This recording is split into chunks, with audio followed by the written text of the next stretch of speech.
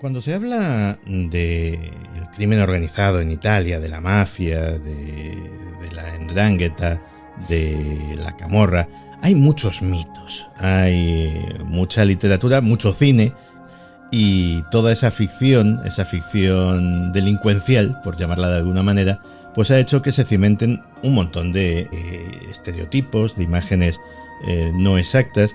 Y uno de los más conocidos es aquello de que la mafia ni mata mujeres ni mata niños. Son gente honorable. Se matan entre ellos, matan a sus enemigos, matan a la gente que les conviene matar, pero solamente varones adultos, por supuesto. ¿Pero eso es realmente así? Bueno, pues se lo hemos querido preguntar a quien sabe de estas cosas, que es al flamante autor del podcast 5 Padrinos y colaborador de este programa, Alberto Ausint. Alberto, bienvenido a Días Extraños. Hola Santi, muchas gracias por invitarme una vez más a tu podcast. Estoy como siempre encantado de poder charlar un ratito contigo y con todos los oyentes de Días Extraños.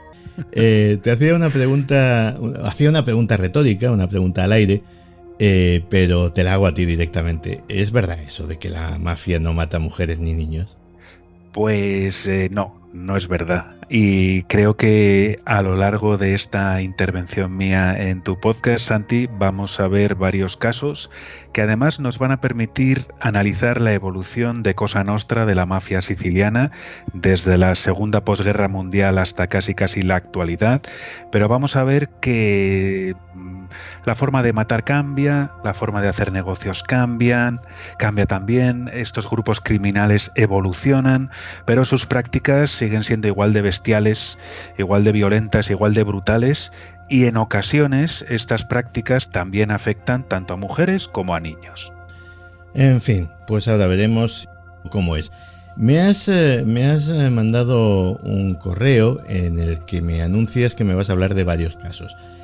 El primero sería el de Giuseppe Letizia, un pastorcito de Corleone que no una, sino dos veces estuvo donde no debía estar. Pues efectivamente, esta primera historia se desarrolla en el pueblo de Corleone, en la provincia de Palermo, durante la segunda posguerra mundial y más concretamente en 1948. Corleone en aquella época era un pueblo bastante miserable, como en realidad casi todos los pueblos del sur de Italia, y como prácticamente toda Italia después de la Segunda Guerra Mundial. A fin de cuentas era un país derrotado, un país muy empobrecido, donde había muchísima hambre, muchísima precariedad en todos los sentidos.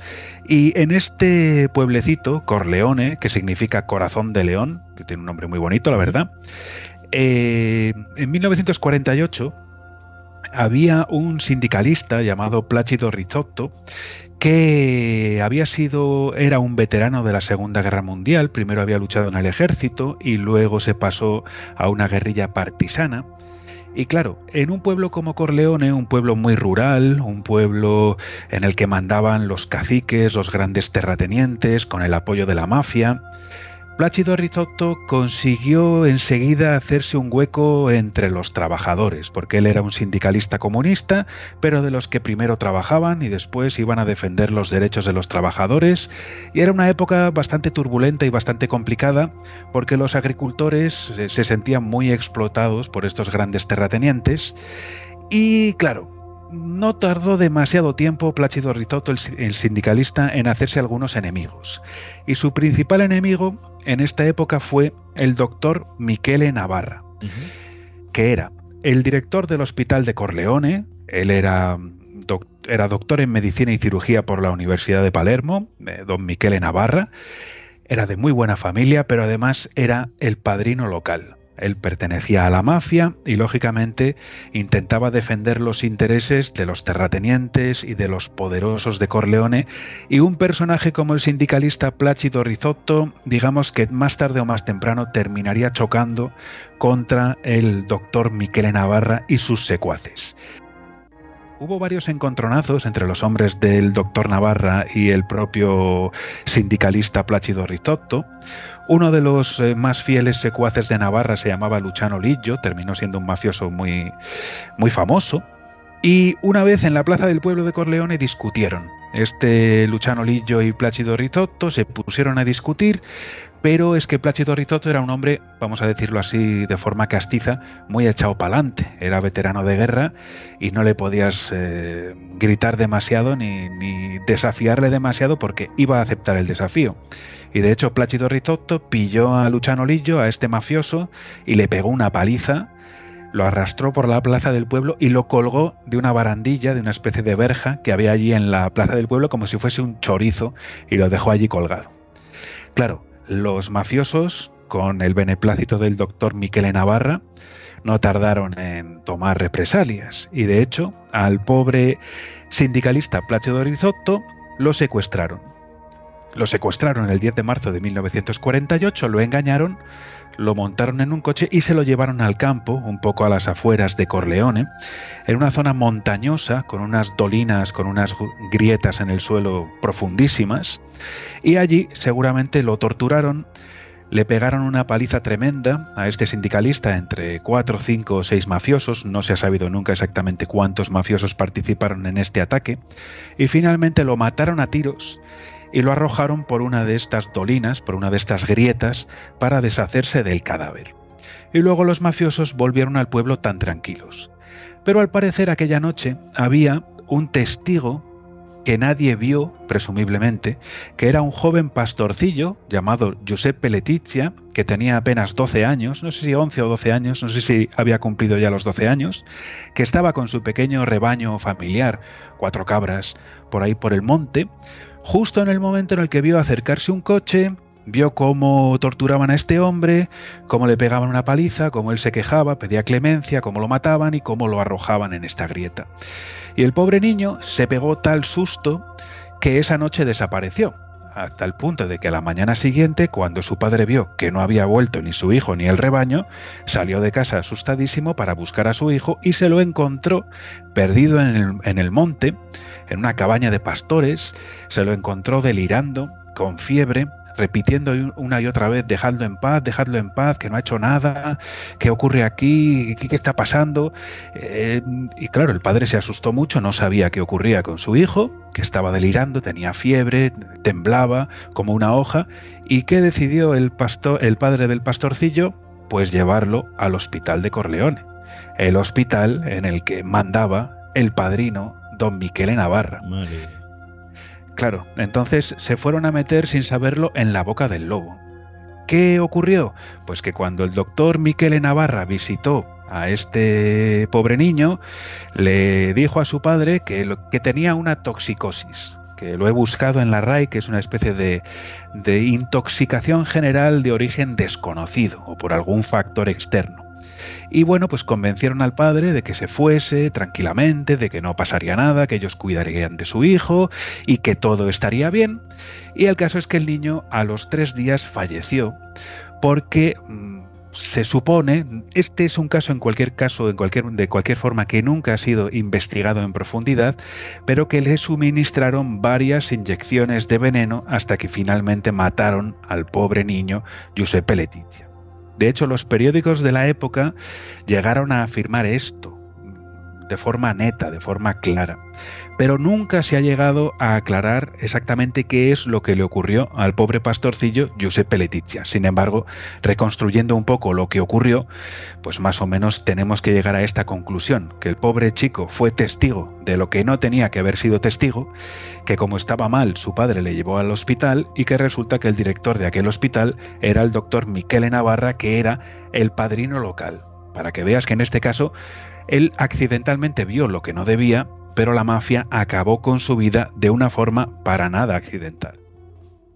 En nuestro siguiente caso se mezclarían las dos circunstancias, la muerte de una mujer y también la muerte de niños. Así es, y es que uno nunca sabe en qué lío puede terminar metido de forma indirecta. A mí me dan muchísima rabia todos estos casos, porque en el caso concreto del pastorcillo Giuseppe Letizia me da mucha rabia porque era un pobre niño que tenía que estar pastoreando cabras, u ovejas, no lo sé exactamente, con 11, con 12 años, pegándose un palizón para sacar adelante su familia. Y los mafiosos son justo lo contrario. O sea, es la gente que no quiere trabajar, que no quiere pastorear, que no quiere sembrar, que lo que hacen es trasnochar, levantarse cuando les da la gana, beber, jugar, robar, matar y asesinar, que es mucho más fácil, claro, que estar pastoreando cabras. Pero si te encuentras en el momento menos adecuado, en el lugar menos adecuado, pues ya sabes lo que te puede pasar. Pues esta historia, Santi, de los gemelos Giuseppe y Salvatore Asta, tiene que ver con un fiscal llamado Carlo Palermo. Carlo Palermo, a pesar de su apellido, no es siciliano, sino que nació en Avellino, en Campania, y él pues estudió Derecho, después se sacó unas oposiciones y de hecho lo mandaron como fiscal a Trento, que está en el norte del país. Hay casi 1.500 kilómetros de distancia entre Trento y Palermo. Y allí, estando en Trento, en una ciudad llamada Bolzano, que está bastante cerca, en un hotel de estos alpinos muy bonitos, todos de madera y así, entraron los carabinieri a hacer una redada. Este hotel era propiedad de un tal Herbert Oberhofer y allí la policía se topó con 110 kilos de morfina base. Y claro, le tocó investigar al fiscal Carlo Palermo, que empezó a investigar. Y tirando del hilo, llegó a averiguar que este hotelero en su juventud había sido un terrorista separatista tirolés. Con lo cual ya, bueno, pues aquí un elemento de esta ecuación, ¿no? También supo que este hotelero compraba la morfina base a 2 narcotraficantes turcos. Y luego él, el hotelero, que había sido terrorista de joven, le vendía la morfina base a 2 sicilianos que vivían en Milán. Entonces ya vio él que ahí la cosa empezaba a tomar tintes un poco extraños, bastante complejos, elementos internacionales, varias naciones. Tirando del hilo, Carlo Palermo pensaba que lo que hacían estos sicilianos afincados en Milán era comprar la morfina base, puesto que se la podía conseguir este individuo de traficantes turcos, luego mandar esta morfina a Sicilia, allí en los laboratorios clandestinos que tenía Cosa Nostra, en los alrededores de Palermo o en los alrededores de Trapani, refinar esta morfina y convertirla en heroína, y después estos sicilianos que formaban parte de este tráfico volvían a recibir el cargamento ya convertido en heroína y se dedicaban a traficar con heroína en Milán, que era una de las grandes plazas de tráfico de estupefacientes dentro de Italia. Claro, entonces el fiscal Carlo Palermo siguió investigando esta cuestión y además de encontrar aquí a tiroleses terroristas, turcos, sicilianos y afincados en Milán, también le siguió la pista a un narcotraficante y traficante de armas sirio. También vio que estaban ahí involucrados algunos generales de los servicios secretos italianos. En fin, que vio que había un giro ahí de drogas, de armas, de dinero, un tráfico que no paraba de girar y de dar vueltas. Y esta investigación la llevó adelante Carlo Palermo durante 5 años, desde 1980 hasta 1985. Y mientras la llevaba adelante, le caía basura por todas partes, sobre todo por parte de los políticos. Porque ya sabes que cuando estás dando en la tecla justa o cuando estás metiendo el dedo en la llaga, pues siempre hay quien se queja y siempre hay quien intenta ponerte la zancadilla. Pero para que veas, Santi, que tal vez Carlo Palermo estaba predestinado por su apellido a terminar en Sicilia, en 1985 pidió el traslado voluntario. Dijo, bueno, quiero comprobar de una vez si mis investigaciones están yendo por buen camino, porque él estaba convencido de que había una refinería de morfina en Trapani. Y entonces él dijo, bueno, vamos a ver si encuentro la refinería de morfina, este sería una prueba evidente de que tengo razón, y así podré seguir investigando. Entonces él pidió el destino voluntario, el traslado voluntario en 1985, y desde que aterrizó, la mafia ya tenía los ojos apuntando al fiscal Carlo Palermo, hasta el punto de que solo 50 días después de que él llegase destinado a Sicilia, el fiscal estaba yendo a Trapani desde una localidad cercana en su coche blindado, porque le pusieron escolta y coche blindado, pero ese mismo día, fue el 2 de abril de 1985, a esa misma hora, en torno a las 8:35 de la mañana, una madre montaba en su coche, un utilitario, junto a sus 2 hijos gemelos, para llevarlos al colegio.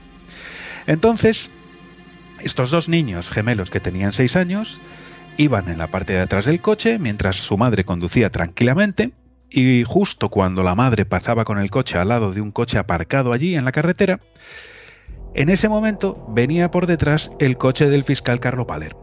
Entonces el conductor dijo, bueno, pues voy a adelantar este coche que va lento, además es lo que tengo que hacer, no acercarme nunca por si acaso, y justo en el momento en el que el coche del fiscal Carlo Palermo estaba adelantando este coche con la madre y con sus 2 hijos gemelos, estalló una bomba, porque el coche que estaba aparcado al otro lado era un coche bomba cargado hasta los topes de explosivos.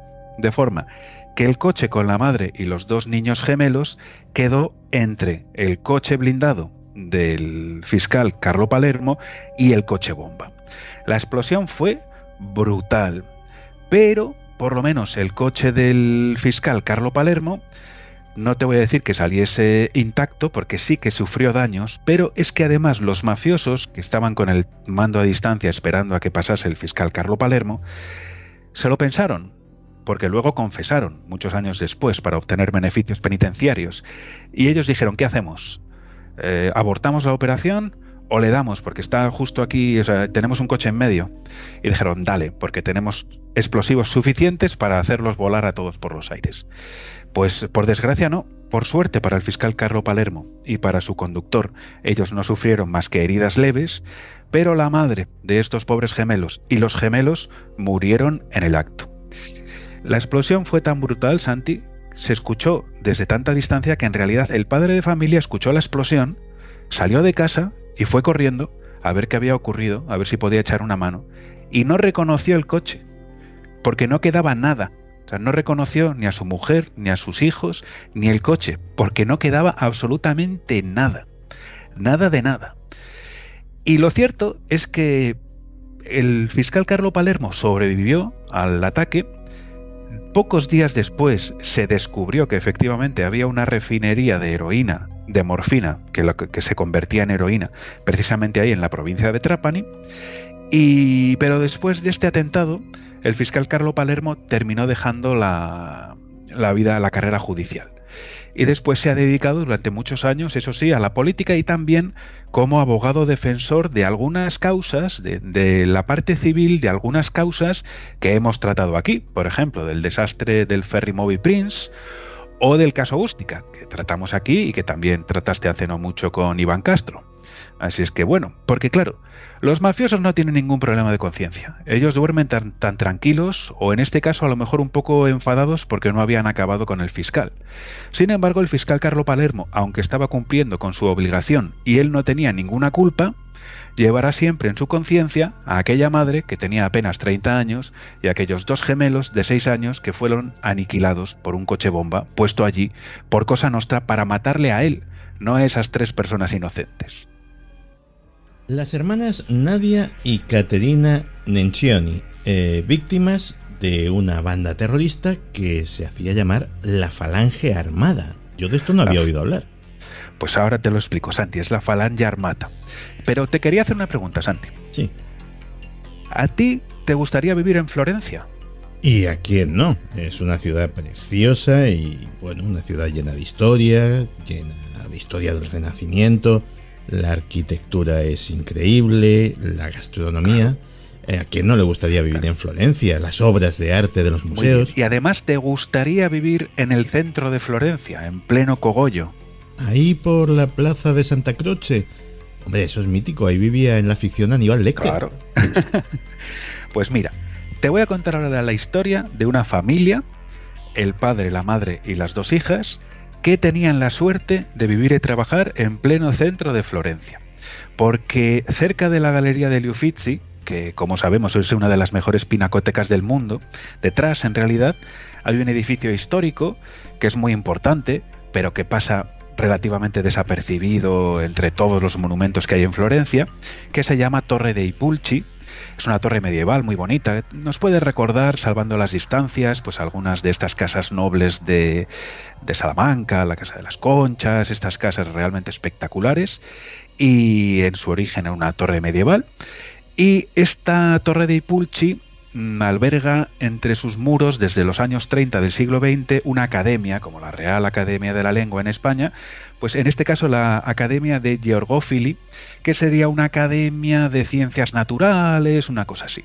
Entonces, por la importancia del edificio y por los fondos que custodia y porque es la sede de esta academia, esta torre de Ipulchi tiene siempre vigilantes, ¿no?, guardeses que viven allí. Y en este caso, la guardesa era ella, se llamaba Angela Fiume, tenía 30 años de edad, y su marido, que también vivía ahí en el centro de Palermo, era policía local, Fabrizio Nencioni, que tenía 39 años, y tenían 2 hijas, el matrimonio, Nadia, que tenía 9 años, y Caterina, que acababa de nacer. Tenía apenas 50 días de vida el día 27 de mayo de 1993. Porque esa noche, el 27 de mayo de 1993, a eso de la 1:05 de la madrugada, en el centro de Florencia, detrás de la Galería degli Uffizi, explotó un coche bomba cargado con 300 kilos de explosivos, coche aparcado junto a la torre de Ipulchi, que prácticamente dejó de desaparecer. La mitad de la torre de Ipulchi se hundió, estuvo ardiendo toda la noche, y es más, el 25% de todas las obras de arte de la Galería degli Uffizi resultaron dañadas, y algunas de forma irreparable, de manera que todavía se conservan los trozos que quedan de algunos cuadros, pero el resto se perdió. En el suelo quedó un cráter de 2 metros de profundidad y 5 metros de diámetro, y al principio se pensaba que podía haber sido la explosión de una caldera o algo por el estilo, pero nada más lejos de la realidad, porque fue un atentado con coche bomba con 300 kilos de explosivo que mató en el acto a la guardesa de la torre de Ipulchi, Angela Fiume, a su marido, el policía local Fabrizio Nencioni, y a las 2 hijas del matrimonio, a Nadia, que tenía 9 años, y a Caterina, que tan solo tenía 50 días de vida. Y aquí empiezan ya los líos. En este atentado murió otra persona, murió también un estudiante de 22 años, que vivía allí en el centro de la ciudad, y otras 40 resultaron heridas. Lo curioso o extraño de este caso es que la acción terrorista en sí la reivindicó una banda terrorista llamada Falange Armata, que había comenzado a atentar en torno a 1990 y que se había autoatribuido una serie de ataques a cada cual más extraño. Digamos que esta Falange Armada, en teoría, era un grupo neofascista o fascista o de extrema derecha, un grupo terrorista, que se había atribuido, por ejemplo, el asesinato de un político en Palermo, de Salvo Lima, que todo el mundo sabía que lo había matado Cosa Nostra. También, por ejemplo, la Falange Armada se autoatribuyó los atentados que acabaron con la vida de Giovanni Falcone y también con la vida de Paolo Borsellino. También, por ejemplo, este otro atentado. Entonces, era una cosa muy extraña porque la gente no sabía muy bien qué pensar. Es decir, ¿quién pondría una bomba como esta en pleno centro de Florencia para causar daños brutales? También es raro, eso sí, que Cosa Nostra actuase o que actúe lejos de Sicilia, y más de esta forma, ¿no? Pero claro, con el paso de los años hubo quien empezó a pensar que tal vez detrás de este atentado no solo podía estar un grupo terrorista que posiblemente lo estuviese, sino que también podía estar detrás Cosa Nostra. Además, a base de las declaraciones de algunos arrepentidos y colaboradores con la justicia, esto se fue haciendo cada vez más evidente y se sabe incluso quiénes fueron algunos de los miembros de este operativo que colocó la bomba de Florencia. Pero es que además solo en ese mismo año, solo en 1993, Cosa Nostra puso, en teoría, no solo la bomba de Florencia, sino que puso 3 bombas más, otra en Milán y 2 en Roma. La de Milán junto a las galerías de arte moderno y contemporáneo, y las de Roma junto a 2 basílicas de las más importantes de la ciudad. Entonces alguien empezó a pensar, bueno, ¿qué ocurre si realmente este atentado sería una especie de contubernio, de mezcla, por parte de una especie de estado paralelo italiano? Porque esta es justo la época en la que se supone que estaba teniendo lugar una negociación entre el Estado y Cosa Nostra. Entonces, Cosa Nostra ponía bombas. En este año, a principios de 1993, había sido detenido Totò Riina, pero sus secuaces más fieles seguían ahí apretando. Había comenzado una negociación entre Cosa Nostra y el Estado. El gobierno de aquella época en Italia era un gobierno provisional, hasta que en el año 94 ya ganó Silvio Berlusconi sus primeras elecciones. Entonces la idea era negociar. El Estado dijo, bueno, pues vamos a negociar con Cosa Nostra, a ver si dejan de poner bombas y a ver si dejan de matar políticos, que era una cosa que les preocupaba mucho, porque en el 92 se habían cargado unos cuantos políticos, de los que les habían prometido el oro y el moro y luego no habían cumplido nada. Entonces hay quien piensa que, aprovechando que Cosa Nostra se iba a dedicar a poner bombas y a apretar las clavijas al Estado, que una parte particularmente podrida del Estado, con sus propios intereses, con sus propios objetivos, podría haber favorecido, ayudado incluso a Cosa Nostra a seleccionar determinados objetivos, a llevar a cabo determinados atentados, luego pidiendo a Cosa Nostra ya de paso que firmase esos atentados con este nombre de Falange Armada, que sería una especie de grupo terrorista de falsa bandera o de marca blanca. Que de hecho las investigaciones apuntan a que detrás de la Falange Armada estaban los servicios secretos italianos, la masonería desviada, que nunca puede faltar en estos casos, una parte de Cosa Nostra, determinados políticos. El caso es que algunos atentados muy complejos, algunas acciones terroristas muy complejas que no tienen una fácil resolución, al final tendemos a pensar pues en la versión más fácil o en la versión oficial, porque queremos tranquilizarnos un poco y no pensar exactamente quién puede estar detrás de todo eso, porque seguramente nos llevaríamos una ingrata sorpresa. Que no es un grupo terrorista o no es un grupo terrorista en colaboración con o favoreciendo a, sino que es una mezcla de intereses tan densa que es que no hay quien deshaga la madeja. Pero los que pagaron el pato en esta ocasión en Milán murieron 6 personas más. Murió porque fue un coche bomba que empezó a arder antes de estallar, empezó a salir una columna de humo, a los bomberos les dio tiempo a llegar y allí murieron 3 bomberos, un policía municipal me parece, un pobre indigente que estaba allí durmiendo cerca de un banco y no sé si alguien más. Entonces, bueno, Santi, pues no sé qué te parece, pero en fin, todos los estados tienen sus trapos sucios y a veces estos trapos sucios implican negociar, aprovecharte o incluso que se aprovechen de ti grupos terroristas o grupos criminales, no sé. Y vamos a terminar con el caso de Giuseppe Di Matteo, que bueno, en este caso su único pecado era ser hijo de un mafioso. Pues así es. De todas formas, Santi, te tengo que advertirles a tus oyentes que este caso en concreto es el que más claro nos va a dejar cómo puede llegar a ser de cruel Cosa Nostra. No es para todos los estómagos, yo lo advierto para que la gente lo sepa. Os voy a contar ahora la historia de un niño que en 1993 tenía 12 años y se llamaba Giuseppe Di Matteo, que tuvo la mala suerte de nacer en el seno de una familia mafiosa porque su padre, Santino Di Matteo, era un mafioso de Altofonte, en la provincia de Palermo. Este niño no tenía la culpa de que su padre fuese un mafioso, obviamente, pero al menos, digamos que la vida, desde su perspectiva de niño, le trataba bien porque su padre tenía mucho dinero y le pagaba un montón de caprichos. Al niño Giuseppe Di Matteo le gustaba, por ejemplo, montar a caballo. Tenía un caballo, iba a montar siempre que podía. Bueno, él era un niño tranquilo, un niño feliz. Seguramente no tenía ninguna necesidad económica, pero porque por desgracia su padre era un mafioso.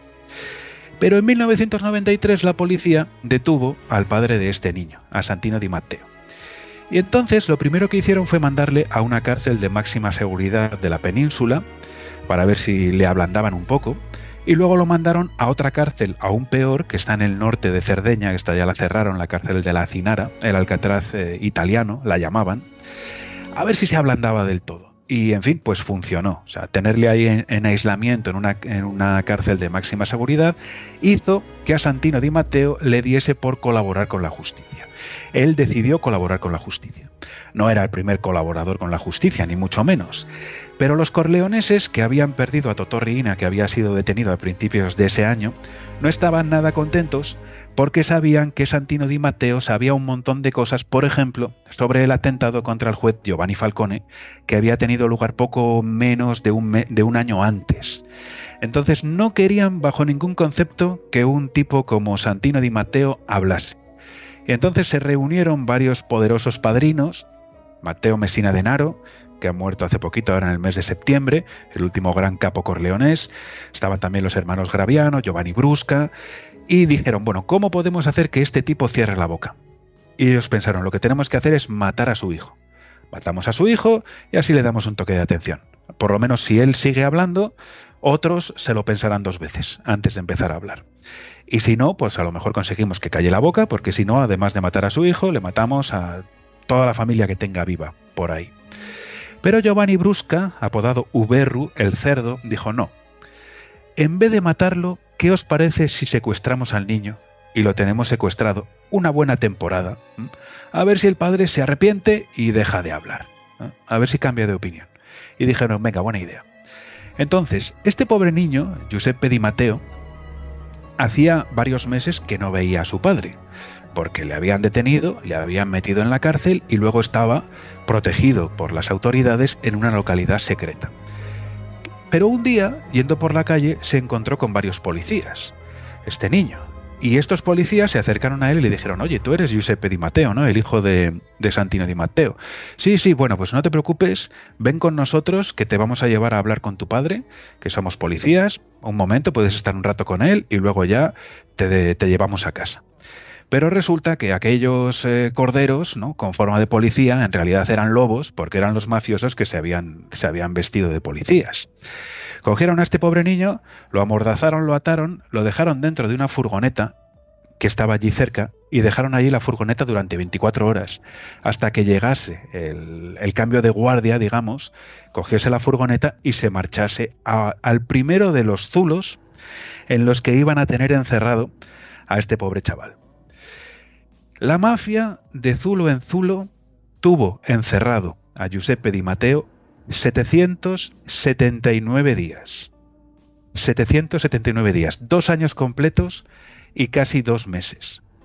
Lo trataban peor que a un perro. Bueno, hay perros que viven muy bien, pues sí, pero hay perros que viven muy mal. Pues a este pobre niño lo trataban peor que a un objeto, peor que a un mueble. Le daban de comer sobras. Le tenían siempre en búnkers perdidos de la mano de Dios, siempre vigilado, pero nunca le hablaban, siempre a oscuras, no veía la luz del día, y así durante 779 días. Claro, hay quien dice, ¿y el padre por qué no decidió callar la boca? Porque el padre, Santino Di Matteo, no dijo, bueno, pues me callo, no digo nada. Siguió colaborando con la justicia, porque él, en su mentalidad mafiosa y con sus conocimientos de la mafia, dijo, no puedo hacer nada por mi hijo. No puedo hacer nada. O sea, lo van a matar, calle o hable. Con lo cual, yo voy a seguir hablando, porque por él no puedo hacer nada. Así es que así tuvieron a este niño durante 779 días.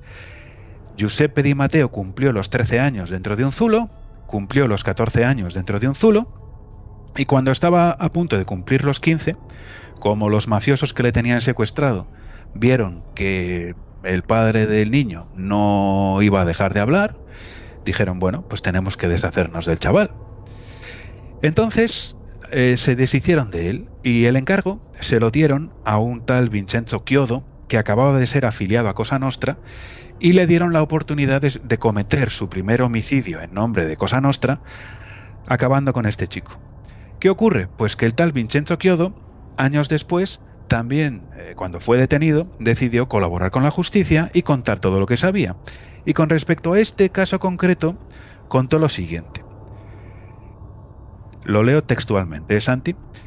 Dice, le dije al niño que se pusiera en una esquina cerca de la cama, casi a los pies de la cama, con los brazos levantados y la cara contra la pared. Entonces el niño hizo lo que le dije y se puso de cara a la pared. Yo me acerqué por detrás y le puse la cuerda alrededor del cuello. Pegué un tirón fuerte, me eché hacia atrás y lo tiré al suelo. Enzo Brusca le sujetó los brazos y Monticholo las piernas para que no se moviese.